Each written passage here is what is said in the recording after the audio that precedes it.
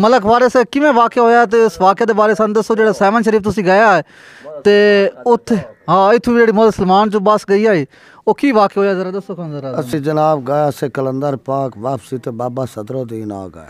अच्छा सामने देखो कैमरा लूं। अच्छा वापसी ते आ गया से हां जे सखरू अगर टुरिया बाबे सदरुद्दीन सिंध ते पंजाब दी हद विच उस तो 10 किलोमीटर पिछा। अच्छा उत्थे जी एक बच्चा है बच्ची झोली दे विच। अच्छा ओ सांग गई शीशे चू गर्मी दी मौसम आई शीशे चू बाहर बाल ढह गया अच्छा जी गड्डियां दा चलियां रहियां जी गड्डियां चलियां रहियां।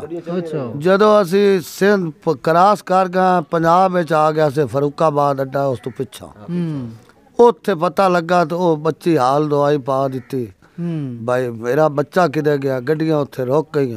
अच्छा पिछू एक टैंकी वाला आमदा पे आई जी। अच्छा वो टैंकी वाले जनाब बच्चा चा लिया। अच्छा। बच्चे नू कुछ भी ना होया। अच्छा बच्चे नू आके सिंध वाली जड़ी सिंध ते पंजाब दी चौकी आई ना उत्थे उस दे दिता। अच्छा असी बड़े परेशान खले।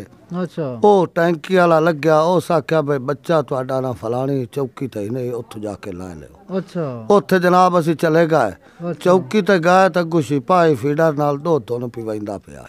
वाह वाह वाह बच्चा ठीक ठाक अल्लाह ताला सानू दे दिता थे असी फिर खुशी नाल घर पहुंच गया से। ਇਹ ਤਾਂ ਗੱਲ ਫਿਰ ਸਾਬਿਤ ਹੋ ਗਈ ਜੀ ਜਿਹੜਾ ਜਿਹਨੂੰ ਅੱਲਾ ਰੱਖੇ ਉਹਨੂੰ ਕੋਈ ਨਾ ਚੱਖੇ। ਬਿਲਕੁਲ ਅੱਲਾਹ ਤਾਲਾ ਉਹਨੂੰ ਰੱਖ ਲਿਆ ਤੇ ਵੇਖ ਲਿਓ ਚਲਦੀ ਗੱਡੀ ਤੋਂ ਬੱਚਾ ਡਿੱਗ ਗਿਆ ਪੱਕੀ ਤੇ ਮੁੜ ਅੱਲਾਹ ਤਾਲਾ ਉਹਨੂੰ ਰੱਖ ਲਿਆ ਕੋਈ ਜਰੀਟ ਹੀ ਨਾ ਆਈ ਉਹਨੂੰ। ਮਾਸ਼ਾਅੱਲਾ ਬੜੀ ਜ਼ਬਰਦਸਤ ਹੋ ਗਏ ਤੇ ਬੜੀ ਗੱਲ ਹੋ ਗਈ ਜੀ।